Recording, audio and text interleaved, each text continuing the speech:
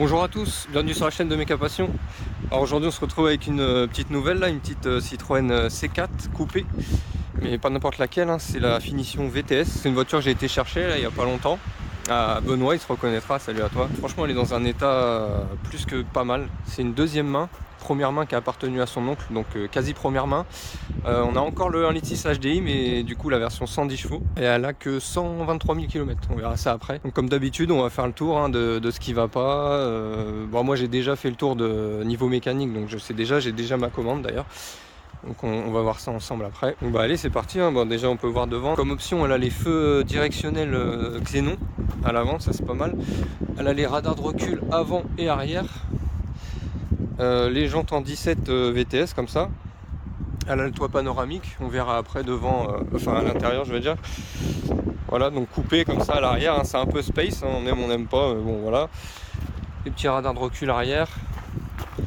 Niveau coffre, on est pas mal, hein, c'est assez grand. Vous voyez, il y a le carnet d'entretien, tout ça. J'ai les factures, j'ai le suivi, Histovec, tout ça. Donc là on a le pare-choc arrière qui est, vous voyez, qui est abîmé. Donc là, je pense que je vais en acheter un au Pisto par exemple. En bon état, ça me coûtera moins cher que d'aller chez le carrossier. Ensuite, niveau pneus, à l'arrière, on est bon. Sur le côté, il y a eu des petites rayures qui ont été comblées avec un petit stylo. Bon, ça se voit un petit peu, mais bon, ça va, ça passe. Elle a les rétro-électriques rabattables, on verra ça aussi après. On a les pneus avant qui arrivent bientôt témoins. Donc ça, je les ai commandés, ils sont dans le camion là-bas. Donc voilà, il y a les anti-brouillard, ouais, classiques. Hein. Voilà pour l'extérieur. Donc c'est une 3 portes, hein, c'est un coupé VTS, c'est coupé, c'est une C4 coupé. Finition VTS, on a les panneaux de porte Alcantara, les sièges aussi. C'est un mélange de tissu, Alcantara, un peu de cuir. Voilà. À l'arrière, la banquette, pareil. On peut voir le toit panoramique qui se referme, ça c'est pas mal parce que le soleil c'est bien, mais bon, quand on l'a sur la tronche pendant des heures, voilà. On a le petit volant en cuir, le petit pédalier en alu, le petit pommeau en alu, voilà, la coudoir, le petit poste classique, mais le proprio a rajouté un petit transmetteur USB Bluetooth là qui est branché à l'intérieur. Du coup, on peut mettre la musique en Bluetooth, donc ça c'est pas mal. Et on va voir les kilométrages. C'est affiché où ça? Voilà, là, ouais, même pas 130 000, j'ai dit 130 000 tout à l'heure, elle a 123 464, donc vous voyez, pas beaucoup. C'est marrant sur les Citroën C4, c'est qu'on a le compteur là, le compteur là-bas, et il n'y a que le volant qui tourne, vous voyez, le milieu reste fixe. On va voir le moteur un petit peu. Oh, voilà, encore le 1.6 HDI, hein, on connaît bien maintenant. Donc là c'est la version 110 chevaux, donc vous voyez ça diffère un peu par ici. Mais sinon c'est à peu près la même chose, hein. Je crois qu'il y avait, et voilà, l'intercouleur là il est là. Enfin bref, lui il a toujours fait l'entretien lui-même, donc c'est un passionné aussi. Comme moi, donc je lui fais confiance, il y a la facture des pièces, tout ça. Lui il a eu la maladie, enfin maladie entre guillemets, vous m'avez dit que le problème volant moteur embrayage revenait, c'était plus sur le 110 chevaux. Donc effectivement lui ça lui est arrivé à 100 000 à peu près. Donc il a fait volant moteur embrayage. Donc ça c'est fait, j'ai la facture des pièces. Après vous voyez il a attaché ça, les fameuses vibrations des cylindres blocs là que j'avais parlé de la boîte à air, donc du coup je les ai commandées. Là je vais pouvoir bien vous montrer comment on les change. Le petit bout là qui est pété, pareil, on va le refixer. J'ai acheté une agrafeuse à chaud là, qu'on peut enfoncer dans le plastique. Donc comme ça on va essayer, on va voir ça ensemble. Et donc niveau mécanique, ce qu'on va lui faire, la vidange et tous les filtres déjà. Parce que là elle a 15 000 km la dernière révision, donc ça tombe bien, c'est parfait.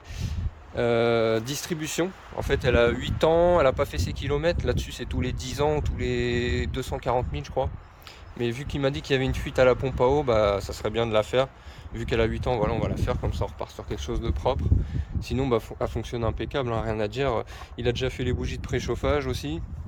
Donc là-dessus, en plus c'est une galère vu qu'elle casse et tout. Il les a fait, c'est une bonne chose. Purge des freins, ça avait été fait aussi. Moi j'ai analysé tout le châssis, tout ça, tout est bon, mis à part les rotules axiales, rotules qui sont derrière les rotules de direction, elles ont du jeu, les deux. On va les changer. Voilà, niveau châssis, pas plus, donc il y aura juste les pneus, les rotules axiales, donc un parallélisme évidemment, parce qu'on va toucher au para, les cylindres blocs de boîte à air, tout ça c'est comme je vous ai dit, la vidange complète avec les 4 filtres, la distrie complète avec la courroie d'accessoires, et vu que je vide le circuit d'eau, je vais faire le thermostat toute façon c'est devenu une habitude maintenant, dès que je vide le circuit d'eau, peu importe pourquoi faire, je change le thermostat, quoi. Bon bah allez, c'est parti, on va commencer par la vidange, et si j'ai oublié de dire quelque chose ou quoi, bah, je le dirai plus tard dans la vidéo. La voiture élevée, sur chandelle, tout. Donc on va attaquer la vidange. Après je vais me faire de la place, tu vois, je vais enlever ça. Vu qu'on va faire la distrie, je sais pas encore si je vais la faire aujourd'hui, mais bon, pour vous ça sera dans la suite de la vidéo. Ça pareil, on va enlever tout ça là pour faire le filtre à gasoil, le filtre à air qui est tout là-bas derrière. Et je vais en profiter, je vais enlever ça parce que vous voyez, il est mal fixé, le truc de la baie de pare-brise. Donc là en premier, déjà je vais vidanger, mais avant on va enlever le cache sous moteur là. On vidange ça puis on attaque. On va laisser couler tranquillement. En attendant, on va aller faire nos filtres là-haut, faire un peu de place. Ah oui aussi, parce qu'il y en a plein qui me demandent les outils que j'utilise, tout ça dans les différentes vidéos, du genre mon compresseur de ressort, mon cric là-bas, ma mallette, etc. Maintenant dans la description de la vidéo, sous la vidéo vous allez dans la description, je mets tous les outils que j'utilise, tous les produits que j'utilise aussi, graisse cuivrée, tout ça. Et maintenant ça sera toujours dans la description. Et en fait c'est des liens affiliés Amazon, donc vous cliquez dessus. Pour vous ça change rien, c'est le même prix, mais pour moi ça me permet d'avoir des commissions, et comme ça avec l'argent je vais pouvoir faire évoluer un peu la chaîne, acheter du nouveau matos, peut-être une nouvelle caméra, tout ça, parce que là je filme avec mon téléphone en fait depuis le début, un nouveau micro, etc. Enfin bref. Bon, sinon ce que j'ai commandé, donc là on a là c'est la courroie de distrie avec le galet tendeur, etc. Ici c'est la pompe à eau, parce que moi en fait je commande séparé des fois. Ça coûte moins cher de prendre la pompe à eau seule et la courroie et le galet seul que de prendre le kit pompe à eau entier. Moi je prends séparé, ça coûte souvent moins cher, ça revient au même. Le petit filtre à air, les deux rotules axiales contre du jeu, on verra après. Le filtre à huile, le thermostat avec la sonde de temp intégrée, filtre à bitac, filtre à gasoil. Voilà. Donc là l'huile elle s'écoule tranquillement. On va faire le filtre à huile, comme ça va encore s'écouler un petit peu plus.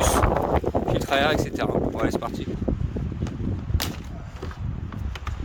Voilà. C'est un peu une galère à enlever ces trucs là. Ça on met de côté. Voilà. Voilà, vous voyez, quand vous dévissez juste les 3 vis, hop, le couvercle qui vient, il y a tout qui vient. On voit le filtre à air là-bas qui m'a pas l'air crap. Ah ouais, il est nickel, hein. Limite ça tu peux le remettre, tu vois. Mais bon, j'en ai commandé un. C'est là que tu vois une voiture qui est bien entretenue, tu vois. Je l'avais dit avant. Le mec il faisait l'entretien lui-même. Je sais pas si t'as remarqué, quand c'est soi-disant entretenu en garage, l'état des filtres à chaque fois que je sors, et quand les gens les font eux-mêmes. Voilà. Les images valent plus que les mots. Voilà. Je vais vous montrer après où on met les petits cylindres blocs, tout ça là. On verra ça après. Là ce que je vais faire, c'est le filtre à huile maintenant. Hop là. On va remettre la vis, toujours.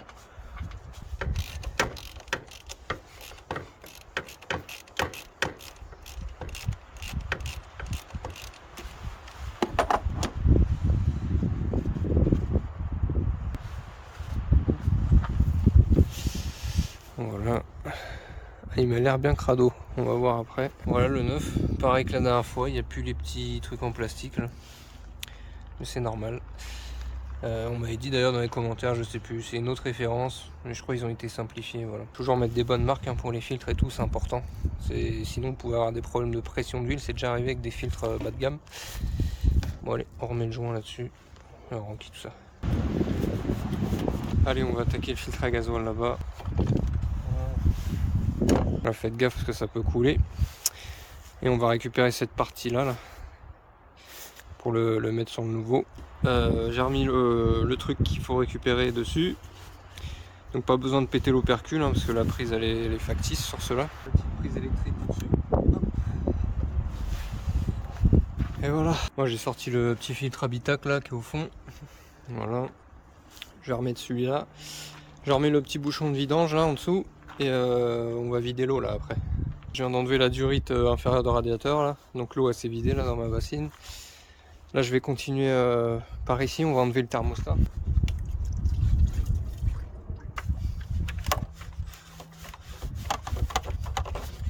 Voilà.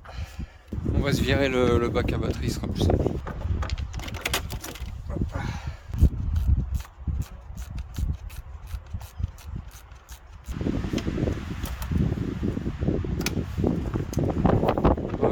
petit thermostat, vous voyez, c'est pas exactement le même que l'autre.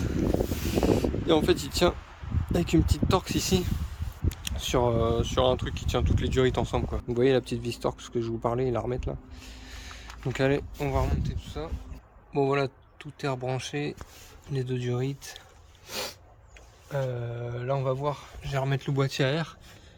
On va voir justement les cylindres blocs. Vous voyez déjà ils y sont pas là. Et ici là dans les interstices, les rondes là et là, il y a 2 cylindres blocs à mettre, là où la boîte vient se loger. Et en haut pareil, on va voir, je crois qu'il y en a un ici, il n'y est pas. Il y en a un ici, il n'y est pas non plus. Et il y en a un autre là-bas là. On va voir ça après. Donc, tu vois le petit kit de cylindre bloc, ça ressemble à ça. Donc, tu vois ça c'est les 2 ronds que je te parlais là juste avant là, qui vont dans les emplacements. Moi je te conseille de graisser les emplacements avec de la graisse blanche ou graisse silicone. Et de les chauffer un petit peu avec un petit briquet, tu vois, de les ramollir parce que sinon c'est une galère à mettre. Une fois en place ça donne ça, tu vois. Et tu vas voir, tu vas bien t'amuser. Les trucs qu'on a mis en bas là, ça sert à que la boîte à air rentre là-dedans, tu vois. Et ça la maintient. Du coup si t'as pas les trucs en caoutchouc, elle bouge et ça te fait des vibrations comme j'avais dit dans l'ancienne vidéo, quoi. Après c'est ceux-là qui vont se mettre là-dedans, tu vois. Je les enquille comme ça, il y en a 2. Moi tu vois il est pété ici. Du coup moi je vais le mettre direct à son emplacement là-bas. Au moins ça évitera que ça tape un peu, tu vois. Ou attends, quoique il va peut-être tenir un peu comme ça. Ouais ça va, il tient. Il arrive à tenir partiellement, alors ça sera mieux que rien. Et après du coup il ne nous restera que un ici. Et après vous en avez un autre ici. Mais moi je vais pas le changer parce qu'il faut tout retirer.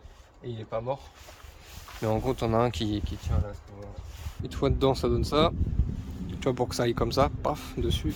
Sur l'autre indissage il y avait la vis de purge du thermostat, mais là il n'y en a pas. Donc il n'y a que la vis de purge du chauffage tout au fond là-bas. Donc on va la laisser accessible, on remettra pas la boîte pare-brise tout de suite. Moi hier j'avais plus de batterie, du coup ça a coupé quand j'avais fini de remonter ici. Donc bah là tout est remonté de ce côté là, c'est nickel, on va pouvoir attaquer la distrie. Je me suis quand même avancé hier, j'ai fait les biellettes de rotule axiale là, celle-là. Voilà, j'ai changé les 2, donc ça c'est fait. Donc bah là on va attaquer la distrie, hein. Je crois qu'on va devoir retirer le garde-boue déjà. Et après on va mettre commencer à démonter tout ça, mettre les piges de calage. D'ailleurs les piges de calage, c'est un petit kit comme ça que j'ai acheté. Je vous mets le lien Amazon affilié dans la description si vous les voulez. C'est piges de calage pour PSA, Ford, Volvo, Mazda. Tout ce qui est en lien avec la vidéo, de toute façon je les mets en lien affilié dans la description. Même les petits cylindres blocs là de boîte à air, comme ça si vous voulez les prendre, bah, vous pouvez quoi. Le moteur est sur cric en dessous, donc là il est bien supporté. On va pouvoir retirer le support moteur.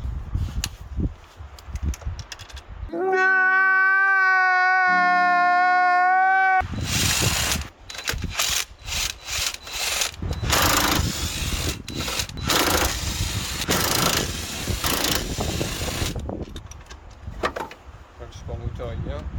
Là, on va se faire un petit peu de place, je vais enlever les durites de gasoil, je vais les foutre là-bas.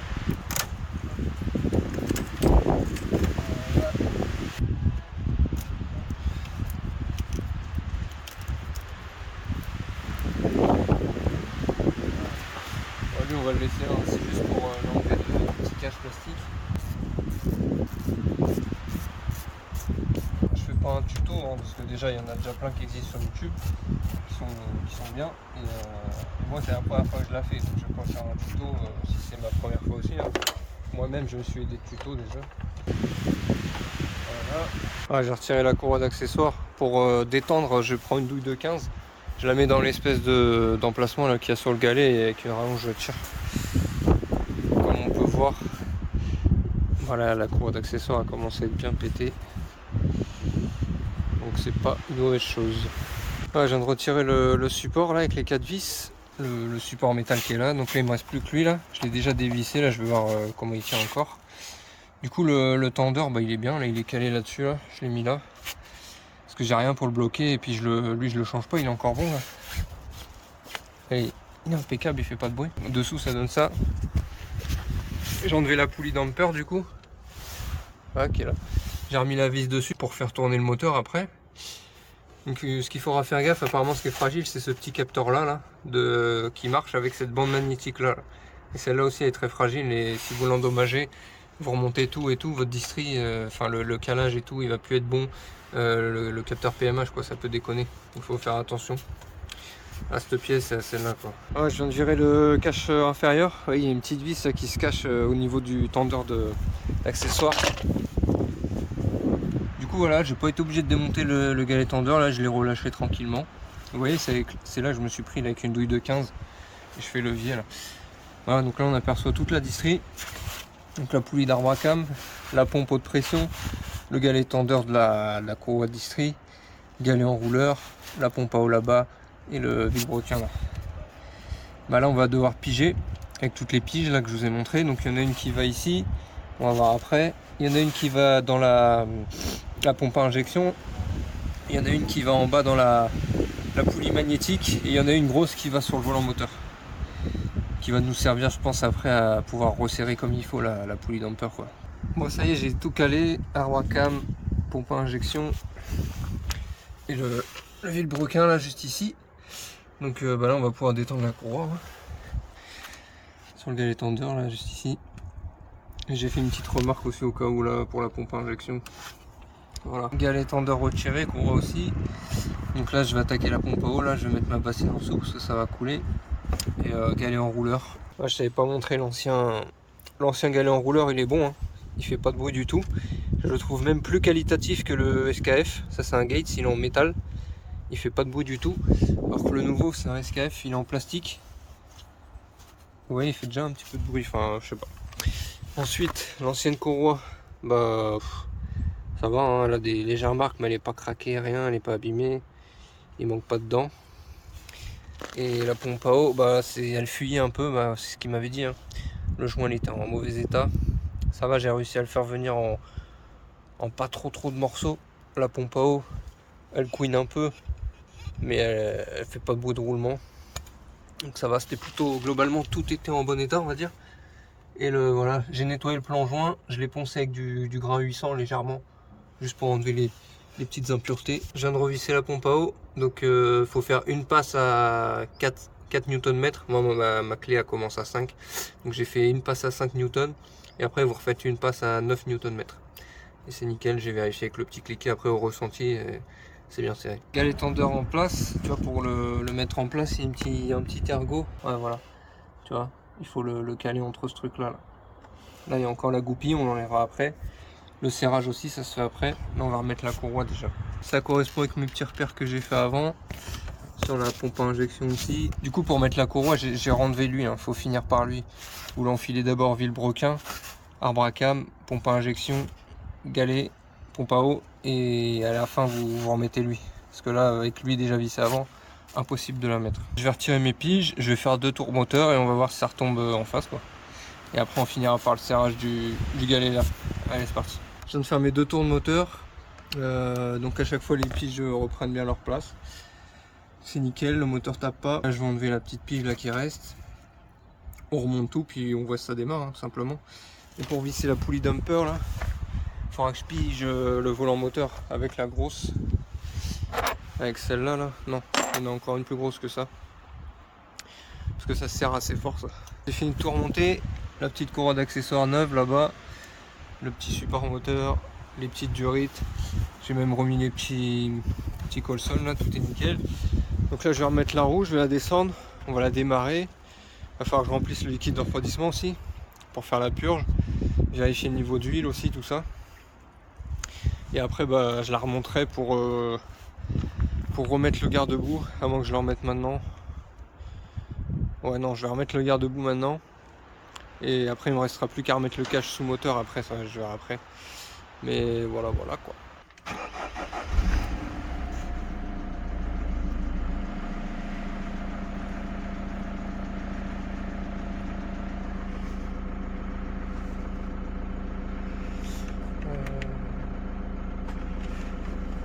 Je veux pas la clim. Chauffage au max. Juste vitesse 1. Pas de bruit suspect. C'est nickel. On verra après dessous s'il n'y a pas des fuites ou quoi, mais pour l'instant c'est pas mal quoi. J'ai refait le niveau de liquide de refroidissement. Là on va voir le compteur remise à zéro vidange, là, entretien. Voilà, là c'est à 11 100. On va voir s'il faut faire comme les autres Peugeot. Là on va rester appuyé sur trip. On va enlever le contact, je vais le remettre. Ça va être dur de tout tenir là, je vais pas pouvoir. Mais en gros j'enlève le contact, je reste appuyé là-dessus et en même temps je tourne le contact. Ah c'est ça, il y a un décompte. Normalement ça va se remettre à zéro. Sur toutes les PSA c'est comme ça, hein. J'ai l'impression. Là je relâche. On enlève le contact, je remets, normalement il raffiche voilà, 20 000. Donc non, elle avait fait 9000 km avec la dernière vidange. Mais bon, c'est pas grave, on s'en fout. De toute façon je l'ai refait quasiment à chaque fois. Bon, bah là demain j'ai rendez-vous au... changer les pneus avant, le para. Et ce soir je vais commander le pare-choc là, le pare-choc arrière. Il restera plus que ça, hein. Et après il est terminé. Je viens de recevoir le pare-choc arrière là. Du coup j'ai regardé, c'est la même couleur. Il est carrément plus propre que celui que j'ai moi sur la voiture. Là, il est pas rayé. Vous voyez le mien il était rayé là. Bon là c'est pas grand chose. Mais c'était surtout ici. Voilà. Comme ça on va lui mettre celui-là, va être impeccable.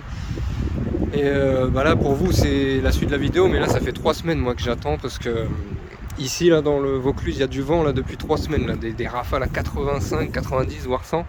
Du coup je pouvais pas bosser dehors là. C'était une dinguerie. Genre à peine je levais le capot ou quoi, il y a tout qui s'envolait quoi. Enfin bref. Donc voilà, là je vais faire ça vite fait, je vous remonte une fois que c'est monté. Et après je vais vous parler du contrôle technique là, parce que du coup elle l'a pas eu. On va voir pourquoi. Et d'ailleurs je suis encore sur le problème, là j'arrive pas à trouver. Bon allez on voit ça après. Bon voilà, je viens de finir de l'installer, là il me restera plus que la plaque à mettre. Bon du coup j'ai dû changer tous les capteurs de recul avec les anciens, parce que quand je passais à marche arrière il me disait erreur. Donc là j'ai remis ceux de l'autre pare-choc et là ça marche, pas de souci. Sinon à part ça tout est bien, toutes les vis y sont. Voilà. Pas de grosse différence de teinte là à l'œil. On verra au lavage, mais déjà c'est la même couleur donc c'est cool. Alors voilà le contrôle. Alors vous voyez elle n'était pas passée pour opacité, code défaut, P2A2A, P2A00. Donc ça déjà c'était des codes bizarres. Enfin bref, après en mineur il m'a mis ça juste parce qu'il manque un petit cache d'essuie-glace là, mais il est encore bon. Les anti-brouillard, bon ça c'est tout le temps. Il m'a mis les pneus arrière alors que franchement ils sont impeccables, donc là j'ai pas compris. Mais sinon pour en revenir à ça, quand je mettais ma valise j'avais P1404, P1403 et en fait ça correspond à un chauffage additionnel, relais de chauffage additionnel, Webasto là. Mais moi j'ai pas ça sur ma voiture et c'est ça qui est bizarre. Et quand je passe, et du coup j'ai vérifié les relais, tout ça et tout, ils sont tous bons. Et du coup je me suis dit putain je vais devoir faire acheter une jackbox là de Peugeot Citroën pour faire un télécodage, pour en gros enlever l'option du chauffage additionnel, parce que moi je l'ai pas et je pense que c'est pour ça que ça ressort. Donc du coup je suis allé voir mon garagiste et lui il me les a effacés, et quand je suis retourné au contrôle technique là il m'a dit que c'était bon, que ça réapparaissait. Donc là j'y retourne demain et bah normalement elle passe, hein. Mais en gros ces codes défauts là n'ont rien à voir avec ma voiture quoi, vu que j'ai pas l'option. Enfin bref, retour du contrôle technique, hein. Bah du coup c'est bon, elle a eu favorable. Donc finalement on a juste effacé les codes défauts au garage où j'ai l'habitude d'aller avec une valise un peu plus perfectionnée on va dire. Et avec la sienne ils sont pas revenus, et quand je suis allé au contrôle technique il m'a dit cette fois c'est bon. Donc voilà, c'était des codes qui avaient rien à voir avec la voiture en plus, comme j'avais dit, hein, chauffage additionnel et tout alors qu'elle n'en a pas. Peut-être ils sont apparus après une mise à jour calculateur chez PSA ou quoi, j'en sais rien. Bref, en tout cas, c'est tout bon.